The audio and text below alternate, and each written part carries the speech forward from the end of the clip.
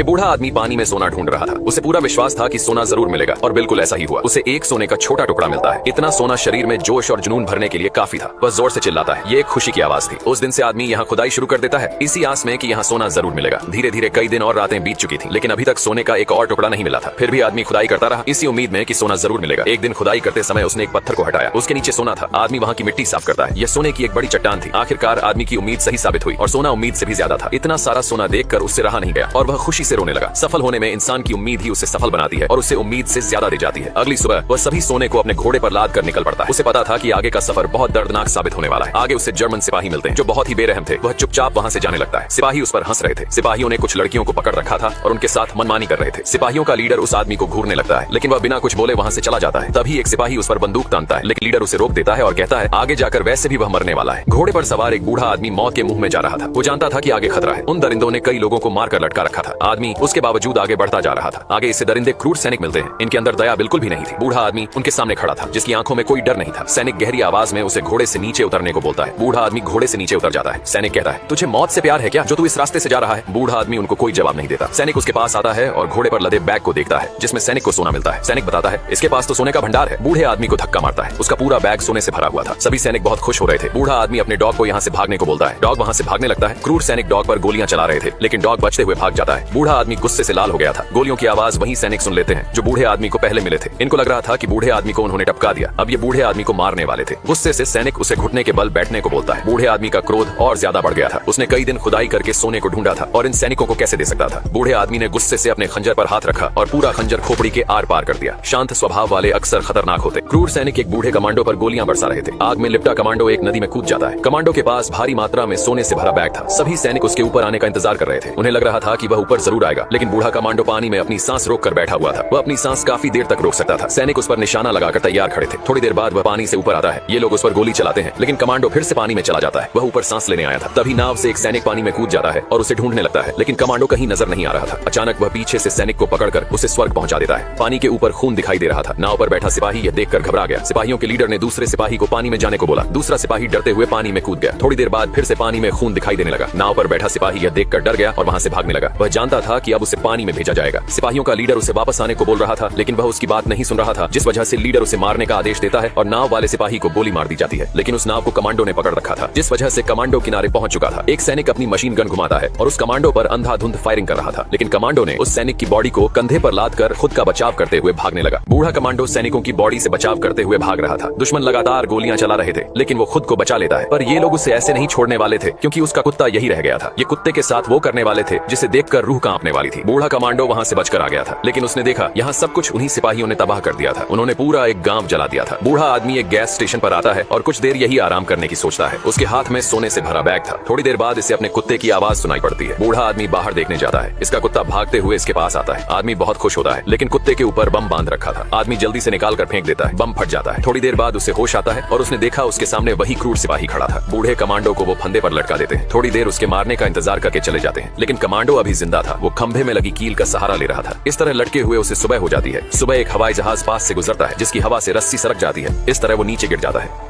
बूढ़े कमांडो को क्रूर सैनिक फंदे पर लटका देते हैं और काफी देर तक उसके मरने का इंतजार करते हैं, फिर चले जाते हैं। लेकिन बूढ़ा कमांडो अभी जिंदा था। वह एक किल की मदद से खुद को ऊपर धकेल रहा था। इसी तरह लटके हुए उसे सुबह हो जाती है। इस दर्द से गुजरने के बाद अच्छे अच्छे लोग पैंट में पेशाब कर देते हैं। थोड़ी देर बाद एक हवाई जहाज गुजरता है, जिसके कारण फंदा सरक जाता है और बूढ़ा कमांडो नीचे गिर जाता है। वहीं दो सैनिक तेल लेने आए थे। उनकी नजर कमांडो पर पड़ती है। एक सैनिक उसे देखने जाता है। बूढ़ा कमांडो जमीन पर गिरा हुआ था। सैनिक दूसरे साथी को बताता है कि यह जिंदा है। दूसरा सैनिक उसे मारने का आदेश देता है और मारने के लिए कट्टा निकालता है। तभी बूढ़ा कमांडो उसे लात मारता है, जिससे उसका मुंह पत्थर पर जा लगता है और वह वहीं खत्म हो जाता है। इस सैनिक को लग रहा था कि बूढ़ा कमांडो मारा गया है, जिस वजह से वह उसके डॉग को भी मारने का आदेश देता है, लेकिन बार बार डॉग के भौंकने की आवाज आ रही थी, जिस वजह से वह बाहर देखने जाता है। उसने देखा कि उसका साथी जमीन पर गिरा हुआ था। तभी कमांडो पीछे से सैनिक पर हमला कर देता है और दोनों को मार गिराता है, लेकिन उन सैनिकों ने उसका सारा सोना छीन लिया था। उसके पास केवल एक ही टुकड़ा बचा था, जिसे वह जमीन में गाड़ देता है। बूढ़ा कमांडो क्रोध से लाल हो चुका था। अब उन्हें कोई नहीं बचा सकता था।